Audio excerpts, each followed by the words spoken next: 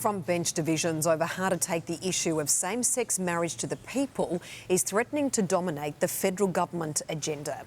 The Attorney-General is splitting from the Prime Minister, saying the decision on a referendum or a plebiscite should be taken to Cabinet as soon as possible. Ursula Hager joins us now with the details from Canberra. Ursula, this issue just isn't going away, is it? Well, no, Natasha. The Prime Minister was hoping to put this issue to bed, at least for now, when he suggested taking it to the people after the next election. But with the estimated cost of a separate plebiscite or referendum set to top $120 million, there's now some in his own party asking if there isn't a better way.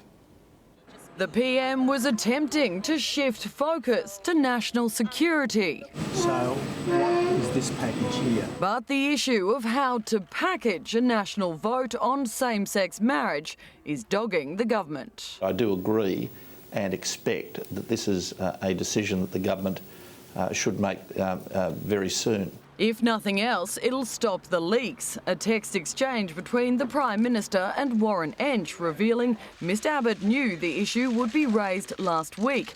The PM saying today's as good a day as any, mate. His decision to leave the door open that night. We could have a plebiscite or a constitutional referendum. Has seen frontbenchers in a state of open warfare ever since. Obviously that should be done through a plebiscite. There is no legal barrier to this matter being addressed in a referendum. The Attorney-General backs a plebiscite but warns against doing it outside of an election. A referendum or a plebiscite costs an enormous amount of money, and the public, I think, would be a little weary of being taken to the ballot box twice in 12 months. It wasn't on the PM's agenda. Why shouldn't we be able to debate this and decide this in its own right without being distracted by the sorts of arguments which you inevitably get during an election campaign? This is an attempt to put it off to the never-never.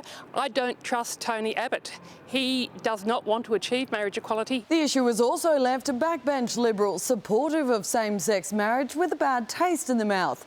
One telling me if the Greeks can organise a national vote in 2 weeks, then why can't we? The cross-party same-sex marriage bill, led by Mr Entsch, will be introduced tomorrow. Now, Natasha, tomorrow we'll also see a Senate committee hand down its report into multinational tax avoidance, and one of its recommendations is expected to be a public name and shame register of companies suspected of avoiding paying tax here in Australia. But if that went ahead, it would certainly be quite a big list. 1/3 of Australia's largest companies only pay 10 cents in the dollar in tax.